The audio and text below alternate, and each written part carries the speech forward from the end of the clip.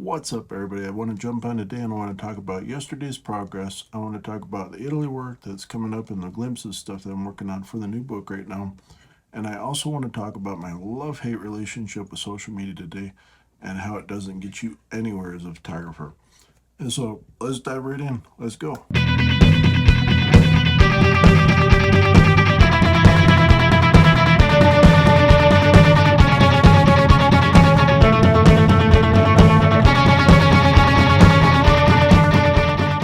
So first things first, let's talk about the progress of yesterday. I hit the goal of the 30 pages. Yes, finally. I'm starting to get traction on this book on here. It's going pretty good so far. First day I did 35 pages. Yesterday I did 30 pages. And it's really just slow going by going through images one at a time. And I'm making my notes on it, like making my stories and everything, and then doing the chat GPT analysis as I told you about yesterday. And so it's going really good, going right along. The biggest thing is reliving all the Italy work. I mean, wow, it's been such a long time. I'm having a hard time remembering some of the names of the people and some of the stories, to be honest. And so I was just like messaging a couple people the other day, and I was just like, hey, do you remember the name of so and so that's in this photo? Like from way back when, as I was going down this dark alley looking for cannolis at 3 a.m. in the middle of Italy. And I was like expecting to get a reply back and see what that goes to. But we'll see where it goes. It's a lot of fun at the moment. And so I just posted some new stuff up over on Instagram from the Italy work. I'm talking about what it is, and we're going to talk about a little bit longer on these vlogs. I have a photo, for example, of a chair. The chair really was about how I made friends with my flatmates, as we called it, or housemates, roommates, whatever you want to call it, stuff in study abroad. And we became like a family unit. We started doing like dinners every single night. And so somebody would cook, I would cook, whoever would cook, basically. We'd all have great food, we'd have great wine. You could sit out on the balcony all night talking till about 3 a.m., 4 a.m., whatever, and then you're like, oh, I gotta get some sleep to get up for class tomorrow morning. And so that's what the chair was all about, is like the connection of the stories and all that stuff. If somebody else looks at the photograph, they're like, it's just a chair. For me, it's like the connection of those times where it was like authentic in the moment, all that good stuff. The other shot I posted up today is photography is a lie. And so photography is a lie. That's a really big one, because if you're a photographer and you take a picture and you look at what's in the picture in front of you, do you think it's a lie? Well, if you go back to the good old Susan Sontag book called On Photography, if you never read that, go read that first. But you go back to the old Susan Sontag book called On Photography. She wrote in about chapter 3, I believe it was, that photography is a lie. If you start to think about this, it took me a while to kind of really grasp this, because I had a professor that actually wrote this around our darkroom when I was making that shot. That's how I got that shot originally. But if you think about the concept behind this, photography itself is a moment in time, and it's your perspective. And so if you take the shot from your height, your perspective, whatever, it's your opinion basically. Just like your comments on the internet, just like the thing that you say in real life, just like my video, for example, right now. It's an opinion, simple as that. And so photography is a lie. Just be aware that you can take or you can make photographs. And that moment changes everything, because if you were to recreate that same experience tomorrow, it would be completely different. So photography is a lie. Photo number 3 today, a really great shot.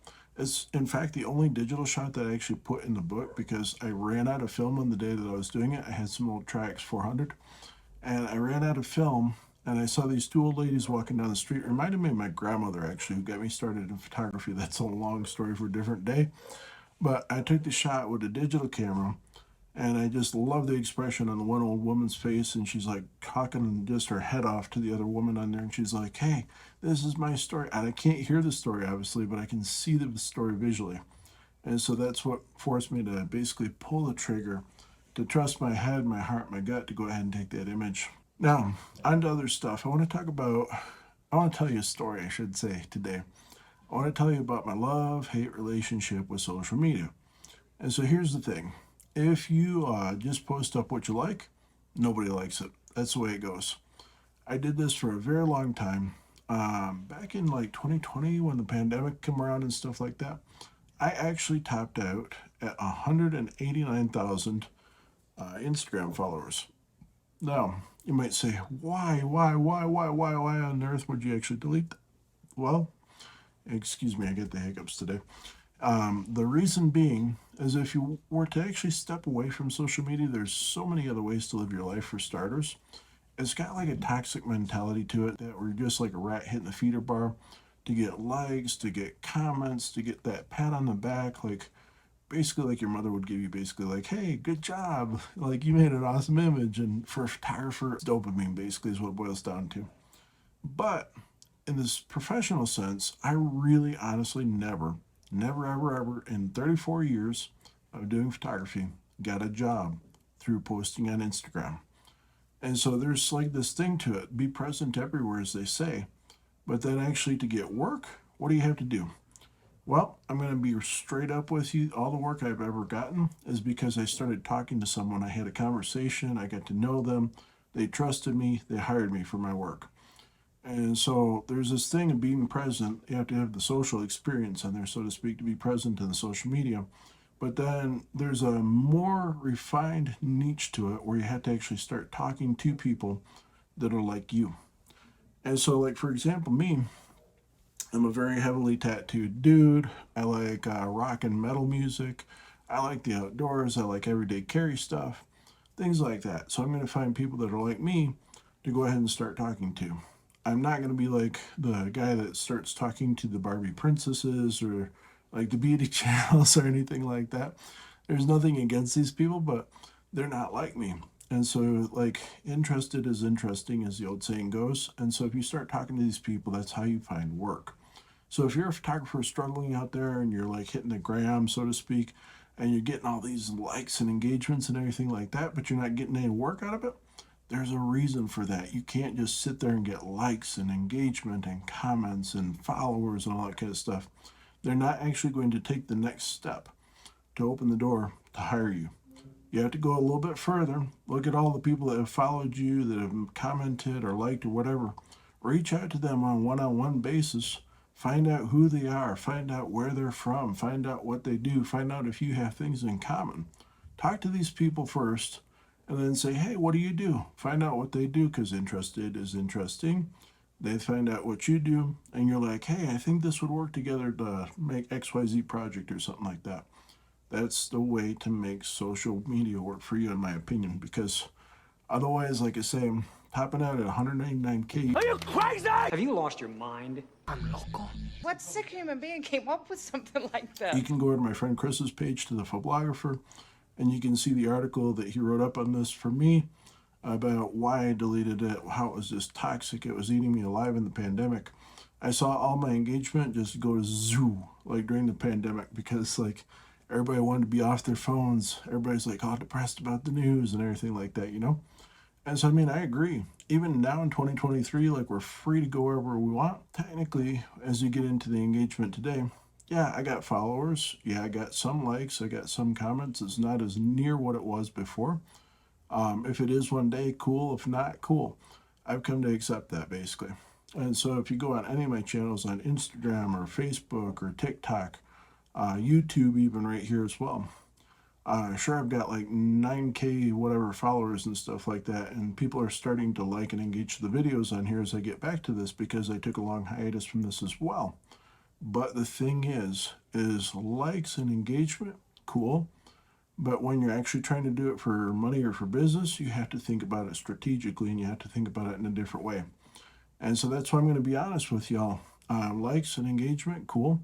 But if you actually want to do something professionally, like if you want to go make photographs for someone for like weddings or portraits or whatever, you have to find who these people are, find where they live, and then go knock on their door and say, hey, I'm Charlie. Nice to meet you.